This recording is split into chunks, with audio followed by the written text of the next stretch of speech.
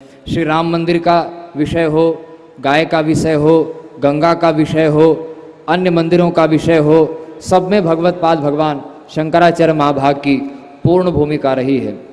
बहुत संक्षेप में आप लोग श्रवण करें। श्री राम जन्मभूमि का विषय अभी चर्चा में रहा। मैं आप सबों को और आस्था के माध्यम से जो लोग लाभान्वित हो रहे हैं प्रायः सबको पता ही है, लेकिन मैं स्मरण दिला रहा हूँ।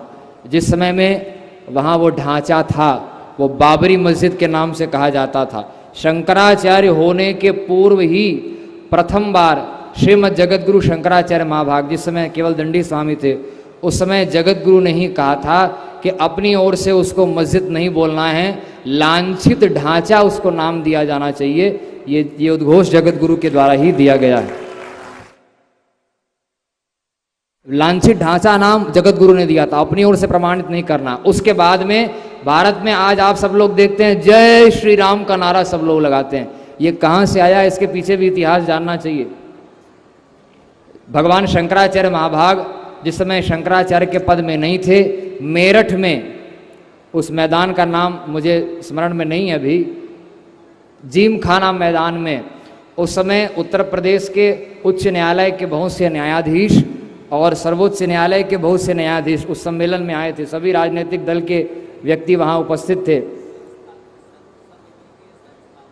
उस समय भगवान शंकराचार्य महाभाग ने कहा कि जब तक हमारे पूज्य गुरुदेव धर्म सम्राट स्वामी करपात्री जी महाराज थे, उन्होंने ये अभियान चलाया, और उसके बाद जिन लोगों ने उसको अपने हाथ में लिया, तो राम जी का काम कर रहे हो तो पहले नाम तो राम का लो, फिर काम हाथ में लेना। पहले मुख में नाम हो, बाद में हाथ में काम होना चाहिए।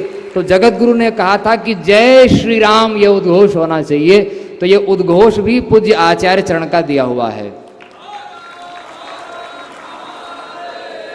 और वो जो लांछित ढांचा टूटा, उसमें बहुत से महानुभाव थे, उसमें मैं नहीं जाना चाहता हूँ। उसमें सामग्री और क्या क्या घटना घटी, बहुत से निकट के जो लोग थे उन सबसे घंटों चर्चा हुई है। किंतु उसको तोड़ने के लिए तत्कालीन प्रधानमंत्री से जो भी अंतरंग वार्ता होनी थी, उसकी पूरी पृष्ठभूमि पूर्व से और बाद में काम हुआ, काम होने के बाद भी जो प्रामाणिक सूचनाएं, निरंतर प्रधानमंत्री के संपर्क में रहते हुए पूज्य जगत गुरु जी के संकल्प से और उनकी योजना से सारा रोड मैप तैयार किया गया था, और प्रधानमंत्री ने उस समय के इस कार्य को संचालित किया। जगत गुरु ने कहा, रामालय ट्रस्ट पर उस समय अन्य आचार्यों ने हस्ताक्षर किया, वैष्णवाचार्यों ने हस्ताक्षर किया, जिसका उद्देश्य था अगल बगल या आमने सामने राम जन्मभूमि स्थल में ही मस्जिद की भी मीनारें खड़ी हो जाएं, तो क्या आपत्ति है।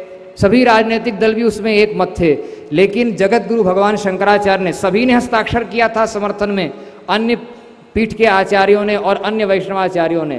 केवल गोवर्धन मठपुरी पीठ के, जिनका हम दर्शन कर रहे हैं, पूज्य मान्य आचार्य शरण ने कहा कि ये जीवन रहे चाहे न रहे, लेकिन वहां अगर मंदिर बनेगा तो केवल राम लला का मंदिर बनेगा।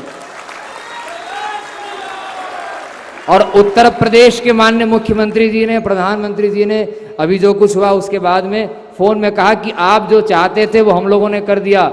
जगत गुरु जी ने दो टूक कहा, हम जो चाहते थे वो आप लोगों ने किया नहीं, और वो करने की क्षमता भारत के किसी राजनीतिक दल में है भी नहीं।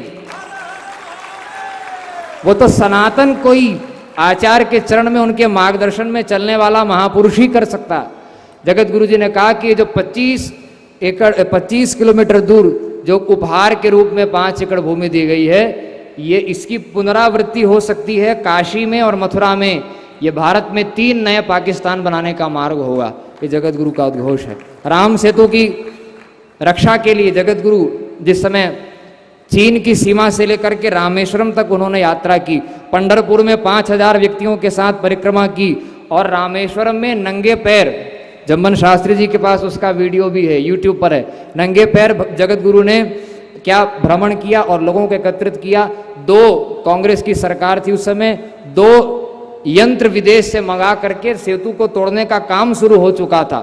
उसके बाद में उस समय के तत्कालीन राष्ट्रपति श्री कलाम ने जगत गुरु के चरणों में उपस्थित होकर के मार्गदर्शन लिया और विरोध किया।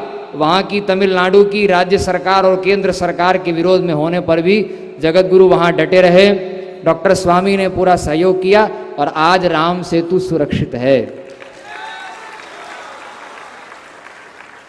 गाय की रक्षा के लिए सन 66 में उस समय जो अभियान हुआ, 1400 गोभक्त मारे गए। मुख्य रूप से भगवान शंकराचार्य महाभाग उस समय युवक थे शरीर से, और उनकी भूमिका रही आंसू गोद से वो मूर्छित हो गए थे। 52 दिनों तक तिहाड़ जेल में वो बंद रहे स्वामी करपात्री जी महाराज के साथ में। तब से लेकर आज तक जितने अभियान चले हैं वो हम लोग देख रहे हैं।